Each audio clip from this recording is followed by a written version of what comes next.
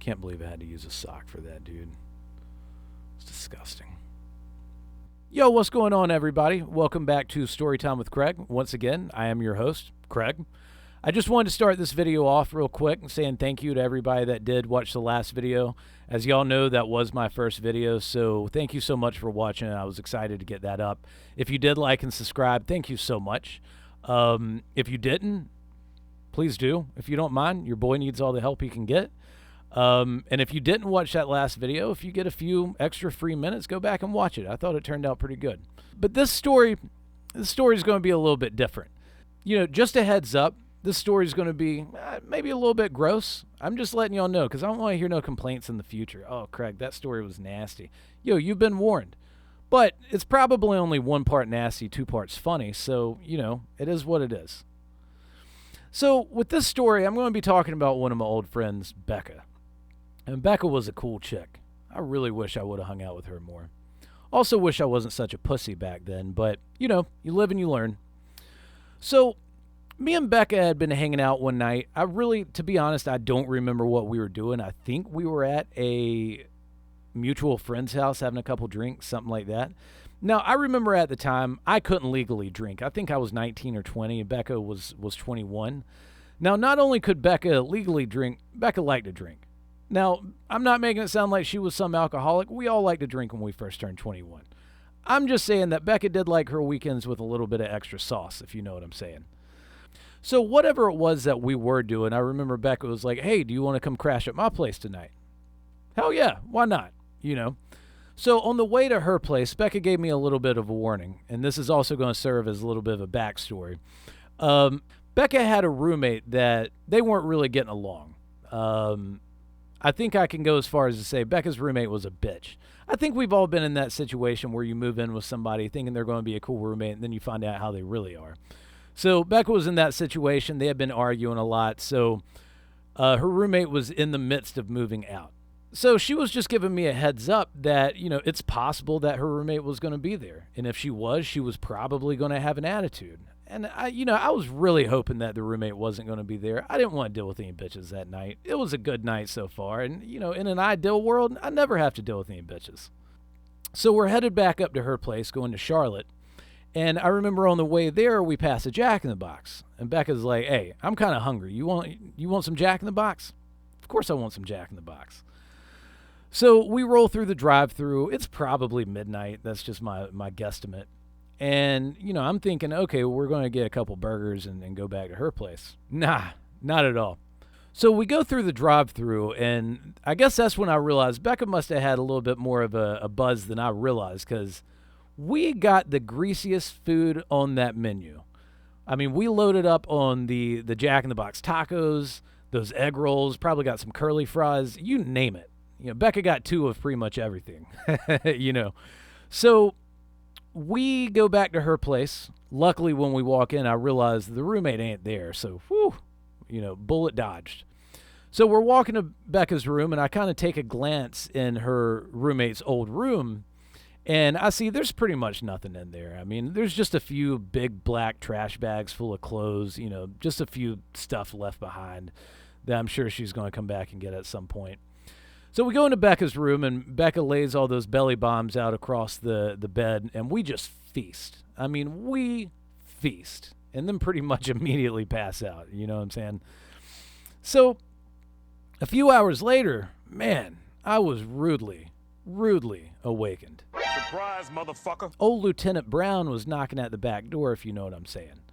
I mean, dude, I was awakened by a rumble in the jungle. I had a self-diagnosed case of the bubble guts, and this was not going to end well. I mean, dude, this was bad. And there wasn't going to be any waiting. I had to take action at that moment. So problem number 1, this apartment was silent. I mean, completely silent. And Becca's bathroom was connected to her bedroom. And this was not going to be a quiet affair. And I'm just like, dude, there's no way I can use her bathroom. Like, on top of the fact that this ain't going to be quiet, this ain't going to smell good either. So I'm just like, dude, like, this is going to be a problem. So it kind of clicks. All right, well, that roommate ain't here. I'm going to go use her bathroom. So I quietly sneak out of Becca's room, and sneak into her roommate's bathroom that was also connected to her bedroom as well. So I go in there, and man, I blow that shit up. I mean, this is the type of stuff that would blow you off a toilet. I mean, I pretty much played Freebird by Lynyrd Skynyrd with my asshole in its entirety. I mean, this was of epic proportions. This was bad, dude. So I finish my business, and I look over, and old strike one on Craig. There ain't no toilet paper. Dude, why didn't I check for that when I walked in? But it was quite the conundrum I was in. So I'm just like, dude, what am I going to do? What am I going to do?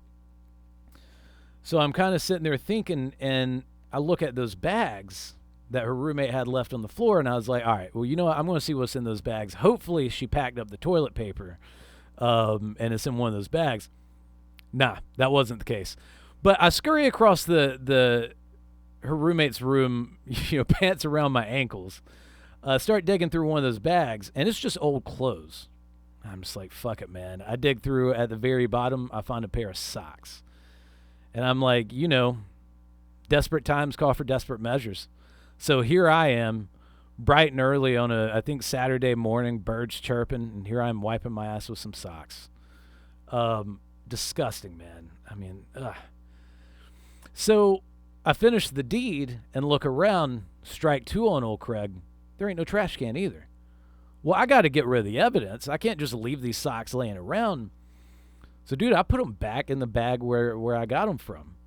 Now, my only concern was, I didn't want Becca getting in trouble for this, because at some point, whenever her roommate gets to her new place and starts unpacking her bags, she's going to come across these socks, and it's going to be a big what the fuck moment. But, you got to do what you got to do. So I put them back in that bag, pulled my pants up, quietly walked back in Becca's room, and slid back in bed, went right back to sleep.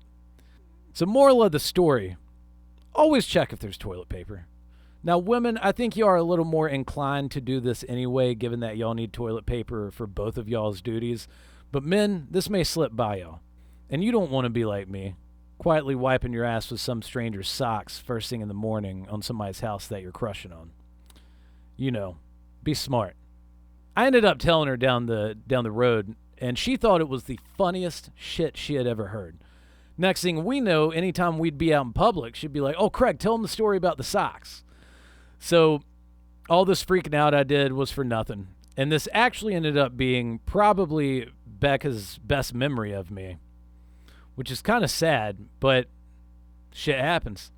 So if you did enjoy the story, please, as always, don't forget, like and subscribe. There will be more stories coming. Actually, I think I have another story about Becca at a Journey tribute show where I thought she died.